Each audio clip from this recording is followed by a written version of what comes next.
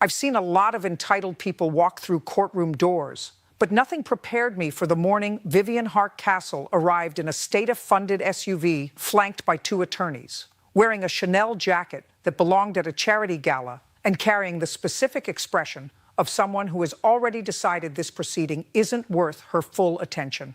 She wasn't just confident, she was contemptuous in a way that had clearly never cost her anything. In a way that told me before she opened her mouth that she had spent 20 years in rooms that rearranged themselves around her and saw no reason this one would be different. And when she did speak, when she looked me directly in the eye, laughed at these proceedings and told me that I was a municipal judge and her husband was the governor of this state, and she thought I knew what that meant. I knew exactly what the next 45 seconds were going to look.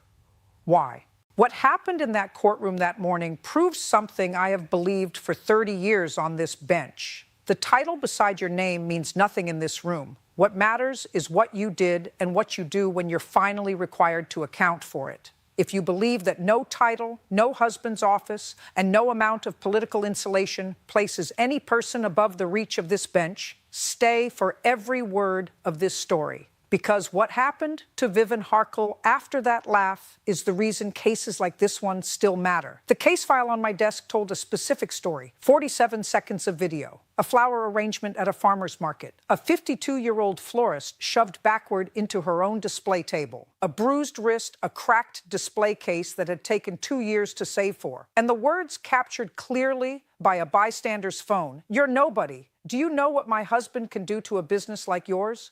3.2 million people had watched it by morning. Vivian Hardcastle, wife of Governor Edmund Hardcastle, 3 years into his second term, entered the courtroom at precisely 9 Sunag. Not late, but in the specific manner of someone who has decided that punctuality is a form of condescension rather than respect. The Chanel jacket was cream, the jewelry substantial enough to catch the courtroom fluorescence from across the room. The heels, the kind that belong at a ribbon-cutting ceremony rather than a municipal hearing. She was flanked by two full partners walking one on each side, as though her presence required escort. Behind them, a personal aide carrying a custom leather document case. Harrison Polk, 4 appearances before this bench, never once unprepared, sat at the defense table with the expression of a man who has been given a difficult brief and has made his peace with it. In the gallery's second row, said Rosa Delgado, dark floral blouse with her own flowers pinned at the collar, wrist in a brace.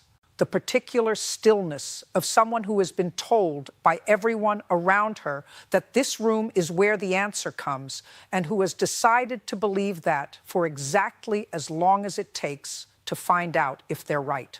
Vivian Hardcastle did not look at the bench when she entered. She looked at the room. She was deciding whether it was worth her time. Hulkrose, and presented the defense position with the polished efficiency of someone who has spent a career making difficult facts sound like reasonable misunderstandings. The charges were an overreach. The incident at the market was a misunderstanding about an order that had not been formally confirmed through any documented reservation process. The physical contact. He used the word contact, not shove, was incidental.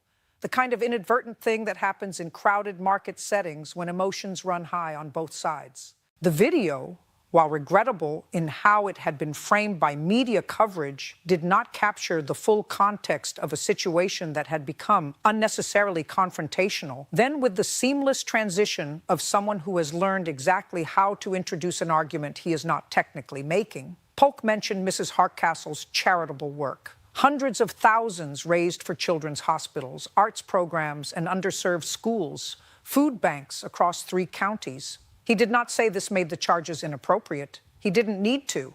The implication moved through the room like weather. I listened to every word. Then I asked my first question. Mr. Polk, the video transcript your office provided quotes Mrs. Hardcastle saying, "You're nobody. Do you know what my husband can do to a business like yours? Can you explain for this court what Mrs. Hardcastle meant by that statement?"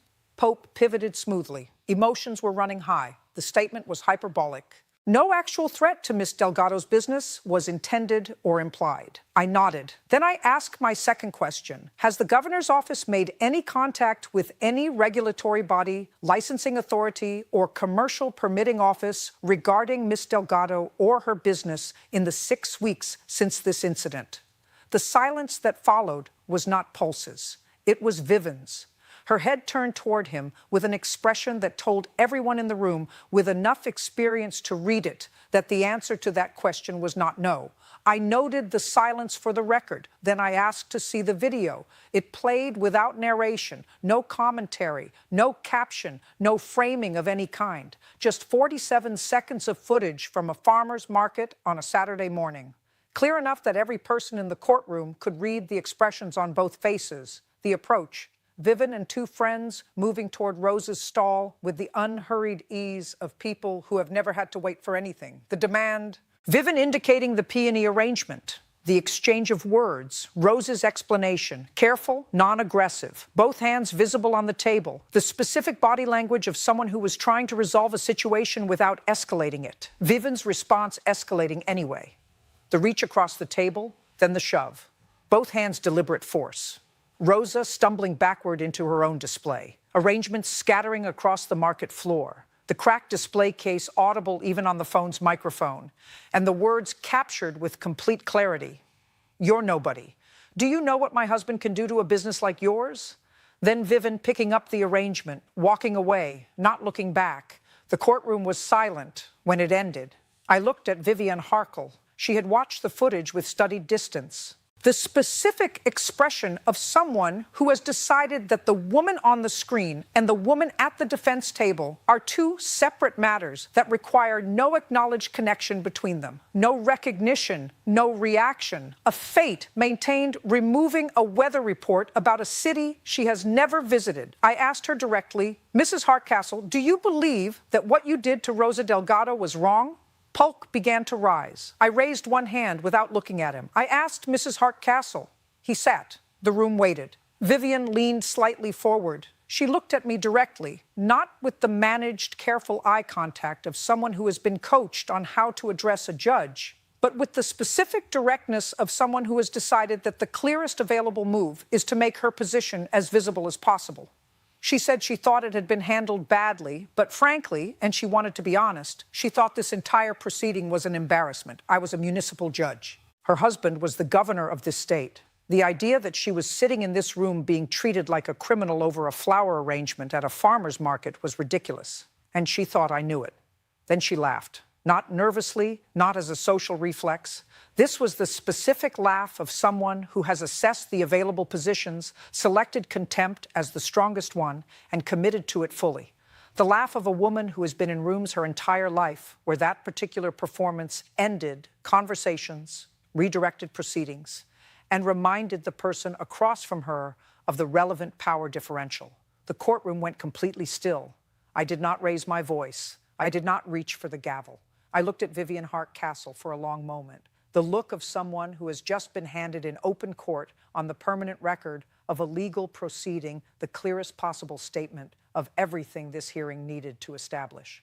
I said, Mrs. Hardcastle, I want you to understand something. In 45 seconds, you're going to understand why they are. I turned to the bailiff, Vivian Hardcastle, cream Chanel jacket, statement jewelry, state SUV in the courthouse lot, two flanking attorneys who had spent the morning carefully constructing a defense, was placed under arrest for criminal contempt of court in addition to the original charges of assault and criminal threatening. Polk was on his feet before the bailiff had taken 3 steps. I told him to sit down. He sat. The bailiff moved toward the defense table with the quiet practice deficiency of someone who has done this before and understands that the dignity of the proceeding requires it to be done without drama. Vivian's expression shifted, not gradually, but all at once. The performed contempt was gone. What replaced it was the specific expression of someone who has just discovered that the room they are in operates by entirely different rules than every other room they have spent 20 years navigating. You can't do this. Do you know who my husband is? I said I do. And I want to tell you something before you're processed, Mrs. Hardcastle. Your husband is not in this room. His title is not in this room. His name is not in this room. What is in this room is the record you have just created with your own words, which will be available to every journalist, every ethics board, every voter, and every regulatory body in this state before the state is over. That record belongs to you. It was always going to belong to you. You simply accelerated its arrival. In the second row, Rosa Delgado did not move. She watched Vivian High Castle being led from the courtroom. She did not look away. Vivian was held for 4 hours while bail was arranged. During that time, a video of her being led from the courtroom, captured in the hallway outside by a sketch artist phone, technically outside the no recording zone, reached 6.1 million views. The governor's office released a statement before the afternoon news cycle. It said the family respected the court's ruling and that Mrs. R. Castle looked forward to addressing these matters through the appropriate legal channels. 3 political journalists noted within the hour that the statement used the word respects rather than accepts or agrees with. A local journalist filed the public records request that same afternoon. The response surfaced in email from a deputy in the governor's licensing office to the city's commercial permitting division asking about the renewal status of Rosa Delgado's market vendor license. The email was dated 9 days after the incident, 1 week after the governor's communications office had released its statement about stress and charity commitments. The deputy resigned before the week was out. The governor held a press conference and said the action had been taken without his knowledge and that he expected full accountability. Rosa Delgado's GoFundMe for her display case had been fully funded within 6 hours of the original video going viral. The morning after the arrest, 47 of irregular customers arrived at her market stall before it opened. Each of them was holding a printed screenshot of the 47-second video. Each screenshot had a handwritten note attached. The notes all said the same thing. We see you. We're here. 3 weeks later, Vivian Harkle stood before this bench again. This time, she was not laughing. I found her guilty on all counts. The sentence, 90 days in county correctional facility, suspended pending 2 years of probation with active monitoring and full compliance reporting. A restitution order of $47,000 covering Rosa's display case at replacement cost her wrist treatment and the full course of physical therapy her injury required, and 6 weeks of documented lost market income. 300 hours of community service at the city's emergency food distribution network. Not a gala, not a charity event of her selection, but regular volunteer shifts alongside people who have never heard of the governor's wife and have no particular interest in learning. A formal no-contact order protecting Rosa Delgado, her market stall, her business registration, and any regulatory process touching either. And a written public apology to Rosa Delgado, drafted by Vivian, reviewed by this court for authenticity before release, and published in the same local paper where the 47-second video had first gone viral. Polk argued that requiring a sitting governor's wife to complete community service at a food distribution center was unduly punitive given the nature of the original charges. I said, Mr. Polk, the sentence is calibrated to what your client did, not to who her husband is. The fact that it feels different in this case is precisely the problem we are here to address. The governor did not attend the sentencing hearing.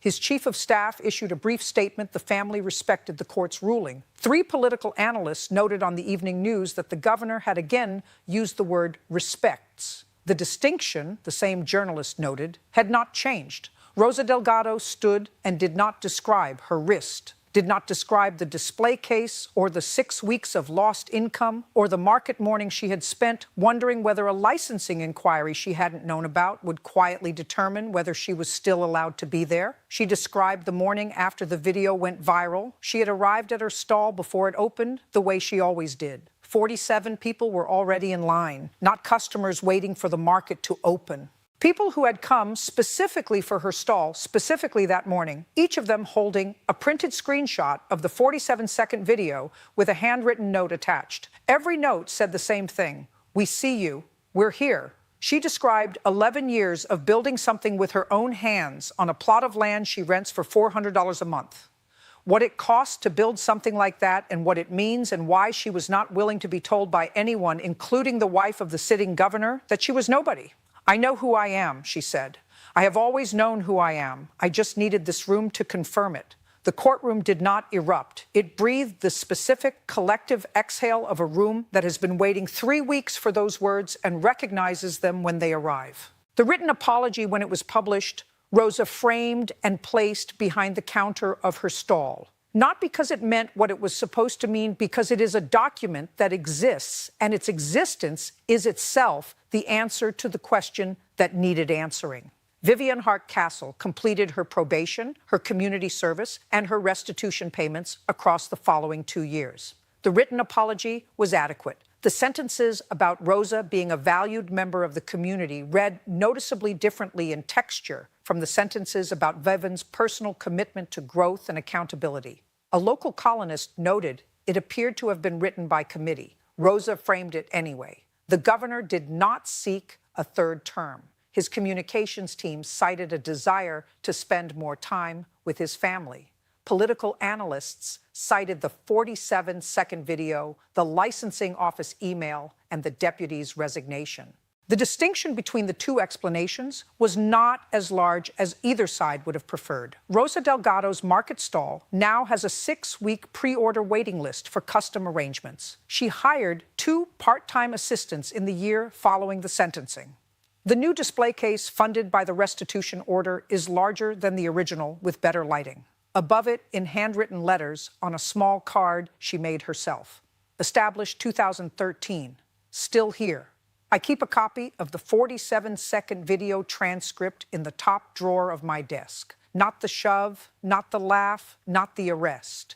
The 3 seconds before all of it, Rosa holding the pay arrangement, calmly looking at Vivian Harkle and saying, "I'm sorry. This one is spoken for." The specific dignity of someone who knows the rules, follows them, and does not expect to be shoved for it. That is what this bench is.